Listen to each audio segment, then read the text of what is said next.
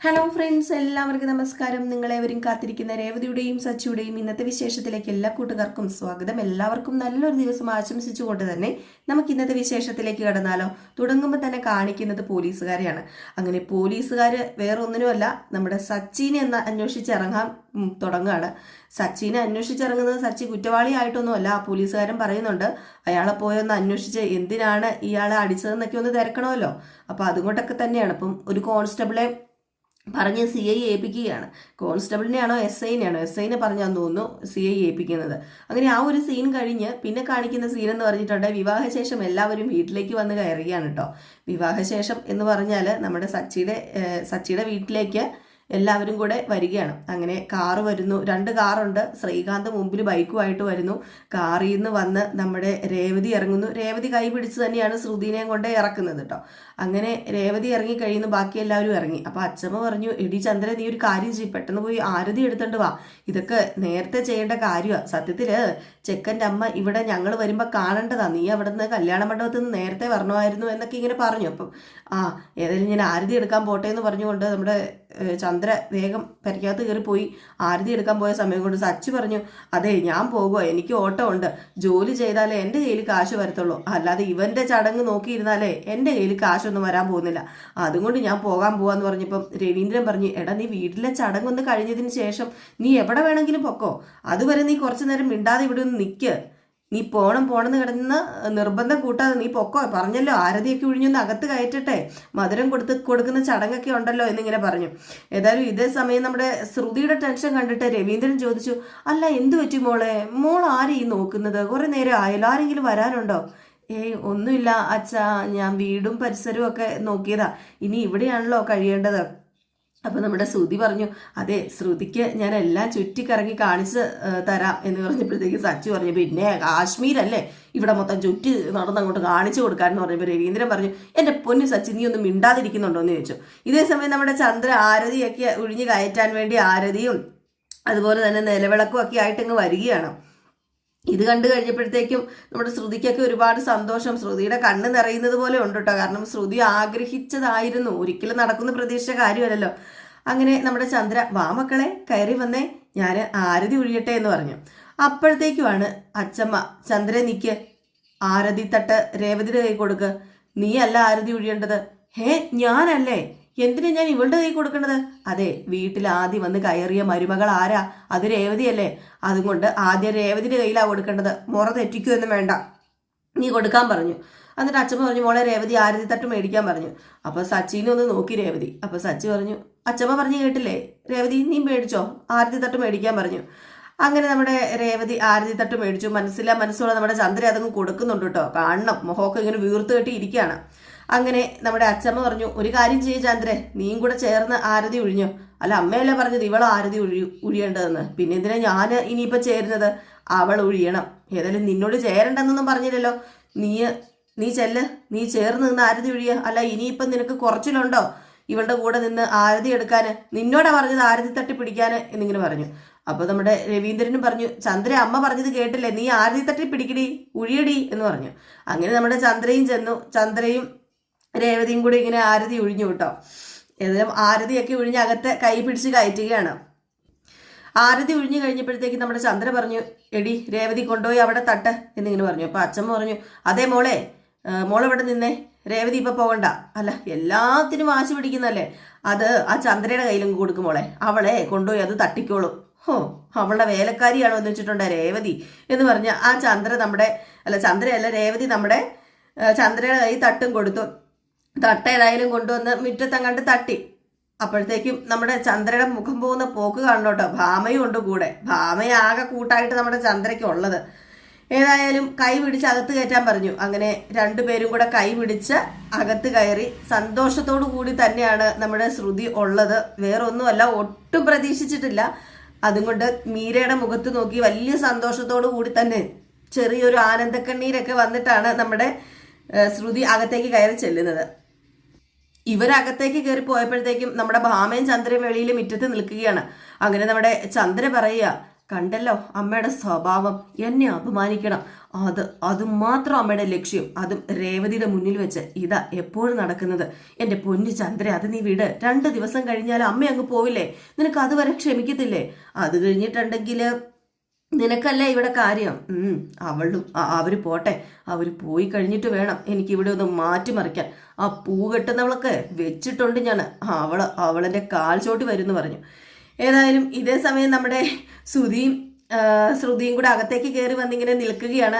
അപ്പോഴത്തേക്കും വാതക്കലാട്ടോ നിൽക്കുന്നത്. വാതയ്ക്ക് നിൽക്കുന്നത് കണ്ടപ്പോഴത്തേക്കും ഇവർ രണ്ടുപേരും പരസ്പരം കണ്ണിൽ നോക്കി നിൽക്കുകയാണ്. അപ്പോൾ സച്ചിങ് കയറി വന്നിട്ട് ഇതെന്ത് പറ്റി, നിങ്ങൾ എന്താ അകത്ത് കയറി പോകത്തി, എന്താ ട്രാഫിക് ബ്ലോക്കോ എന്ന് പറഞ്ഞിട്ട് നമ്മുടെ ശ്രുതിന് ഒരു ഒറ്റ തട്ട് തട്ടി. ശ്രുതി ആണെങ്കിൽ ചെന്നങ്ങ് വീഴാൻ തുടങ്ങിയപ്പോഴത്തേക്ക് നമ്മുടെ ശ്രുതി കയറി പിടിച്ചു.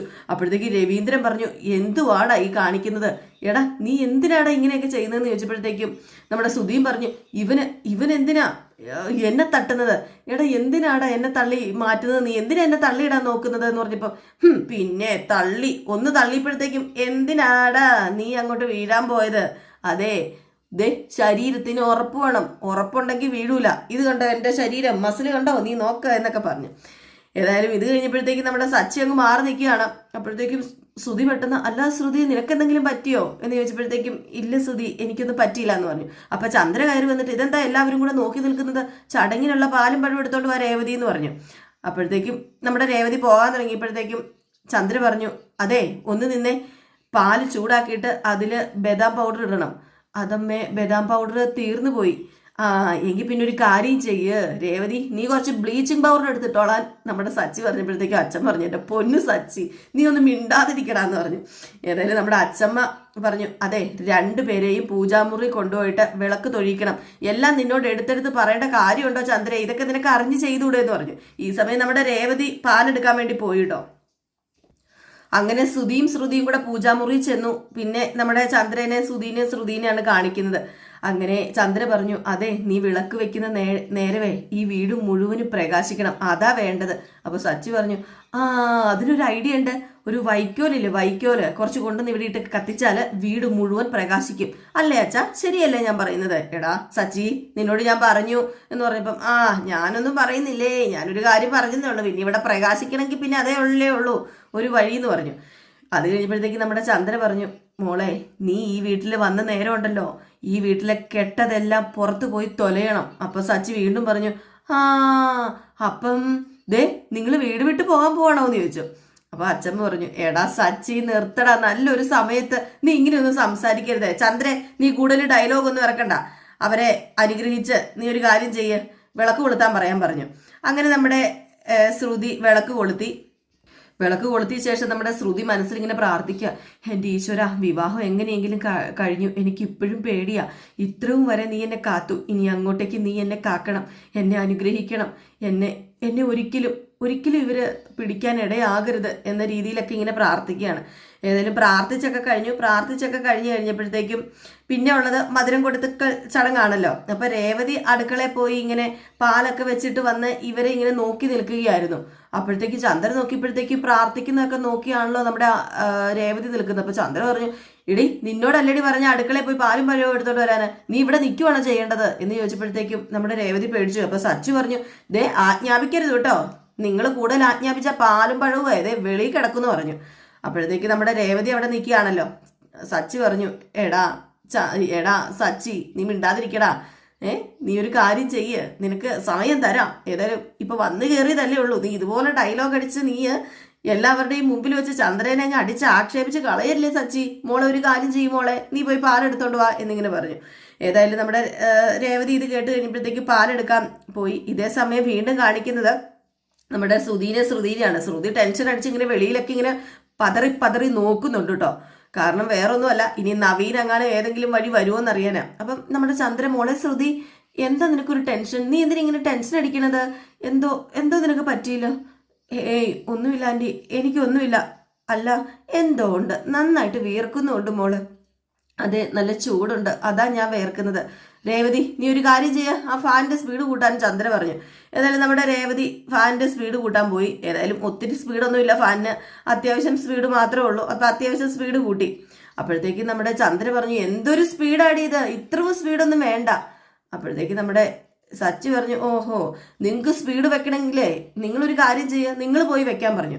അപ്പോൾ നമ്മുടെ ശ്രുതി പറഞ്ഞു, അതെ ഒരു AC ഉണ്ടായിരുന്നെങ്കിൽ അതാ നല്ലത്, ഹോളിൽ ഒരു AC വെക്കണം. പിന്നെ AC നിന്റെ കയ്യിൽ പൈസ ഉണ്ടോടാ AC വെക്കാൻ?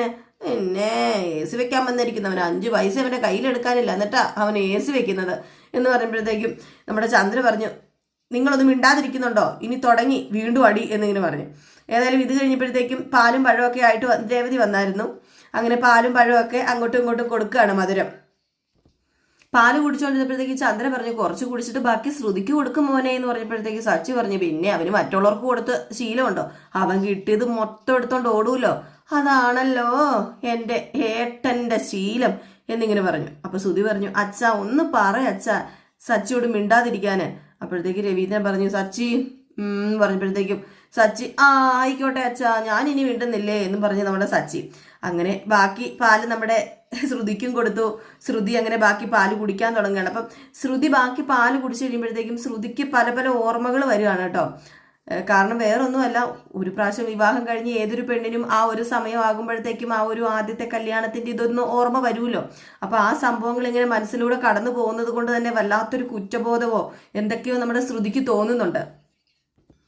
ഇതേ സമയം വീണ്ടും നമ്മുടെ ശ്രുതി ഇങ്ങനെ വല്ലാണ്ട് ടെൻഷൻ അടിക്കുന്ന കണ്ടിട്ട് മീര പറഞ്ഞു, എന്താടി നീ കാണിക്കുന്നത്, നീ ഒന്ന് കൂളായിട്ടിരിക്കുക, നീ ടെൻഷൻ അടിക്കാതെ, നിന്റെ ഈ ടെൻഷൻ കണ്ടു കഴിഞ്ഞിട്ടുണ്ടെങ്കിൽ മറ്റുള്ളവർക്ക് സംശയം തോന്നും കേട്ടോ, അതുകൊണ്ട് നീ ഒന്ന് കൂളായിട്ടിരിക്കടി എന്ന് പറഞ്ഞു.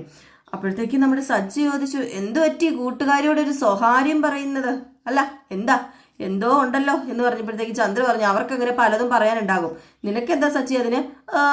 എനിക്കൊന്നുമില്ലേ, ഞാൻ പറഞ്ഞെന്നേ ഉള്ളേ എന്ന് പറഞ്ഞു. ഏതായാലും ഇതൊക്കെ കഴിഞ്ഞ് സന്തോഷത്തോടു കൂടി അവരവിടെ നിൽക്കുകയാണ്. അപ്പോഴാണ് മുറ്റത്ത് ഒരു പോലീസ് വണ്ടി വന്ന് നിൽക്കുന്നത്. പോലീസ് വണ്ടി വന്നതും എല്ലാവരും ഒന്ന് അന്താളിച്ചു പോയിട്ടോ, പ്രത്യേകിച്ച് നമ്മുടെ ശ്രുതി. അങ്ങനെ പോലീസ് വന്നു. നമ്മുടെ ചന്ദ്രയാണെങ്കിൽ ചങ്കിൽ കൈ വെച്ചിരിക്കുക, എൻ്റെ ഈശ്വരൻ നല്ലൊരു ദിവസമായിട്ട് ഇതെന്താ പോലീസ് ഇവിടെ എന്നുള്ള ഒരർത്ഥത്തില് ഇങ്ങനെ നെഞ്ചിൽ കൈ വെച്ചോണ്ട് എൻ്റെ ഈശ്വരാന്ന് പറഞ്ഞ് നിൽക്കുകയാണ്. എന്നിട്ട് ഭാമയോട് പറഞ്ഞു, കണ്ടില്ലേ എന്തോ സംഭവമുണ്ട്, എന്തോ എറണക്കേടുണ്ട്, ആ എറണം കെട്ടവള് കല്യാണത്തിന്റെ ഫ്രണ്ടിൽ നിന്നപ്പോൾ ഞാൻ ഓർത്തതാ എന്തെങ്കിലുമൊക്കെ നടക്കുന്ന, അതുകൊണ്ടാ പോലീസ് ഇപ്പം വീട്ടിനകത്തേക്ക് കയറി വരുന്നതെന്ന് പറഞ്ഞു. അങ്ങനെ രവീന്ദ്രൻ പെട്ടെന്ന് അവിടെ നിന്ന് എണീറ്റിട്ട് നമ്മുടെ പോലീസുകാരുടെ അടുത്തേക്ക് അങ്ങോട്ട് ചെന്നു. കാരണം വീട്ടിലെ കാരണവരാണല്ലോ പുള്ളിക്കാരൻ. അങ്ങനെ രവീന്ദ്രൻ ചെന്ന് പോലീസുകാരുടെ അങ്ങോട്ട് ചെന്നിട്ട്, എന്താ സാർ ഇവിടെ എന്നിങ്ങനെ ചോദിച്ചു. അപ്പോഴത്തേക്കും പോലീസുകാരൻ പറഞ്ഞു, അതെ ഞാൻ ഒരു കേസിനെ കുറിച്ച് സംസാരിക്കാൻ വേണ്ടി വന്നതാ. അപ്പൊ സച്ചി എന്ന് പറഞ്ഞു ചോദിച്ചു, എന്താ സാറേ കേസ്, ആരോടാ സംസാരിക്കേണ്ടത്? അപ്പൊ നമ്മുടെ ചന്ദ്ര, വേറെ ആരോടാ, നിന്നോടായിരിക്കും. അല്ല നിന്നെ അന്വേഷിച്ചല്ലേ പോലീസൊക്കെ വരാറുള്ളത്, അല്ലാതെ ഇവിടെ വേറെ ആരും അന്വേഷിച്ച് വരാറില്ലല്ലോ എന്നിങ്ങനെ പറഞ്ഞു. അപ്പോഴത്തേക്കും നമ്മുടെ രവീന്ദ്രൻ പറഞ്ഞു, ചന്ദ്രേ നീ ഒന്നും മിണ്ടാതിരിക്കുന്നുണ്ടോ? സാർ ആരെ കാണാനാ വന്നത്? അപ്പം പോലീസുകാരൻ പറഞ്ഞു, ഞാൻ സച്ചിയെ കാണാൻ വേണ്ടി തന്നെയാണ് വന്നത്. അപ്പം ചന്ദ്ര, ഞാൻ പറഞ്ഞത് എങ്ങനെയുണ്ട്, എവിടെയെങ്കിലും ചെന്ന് പ്രശ്നം ഉണ്ടാക്കിയിട്ടുണ്ടായിരിക്കും, മനുഷ്യന്റെ മാനം കളയാൻ വേണ്ടിയിട്ടുണ്ടായ ഒരു സന്താനം എന്നിങ്ങനെ പറഞ്ഞു. അപ്പൊ പെട്ടെന്ന് നമ്മുടെ രേവതി മുമ്പിലേക്ക് ചെന്നിട്ട്, എന്തിനാ ഇപ്പൊ ഇദ്ദേഹത്തെ തേടി വന്നത്?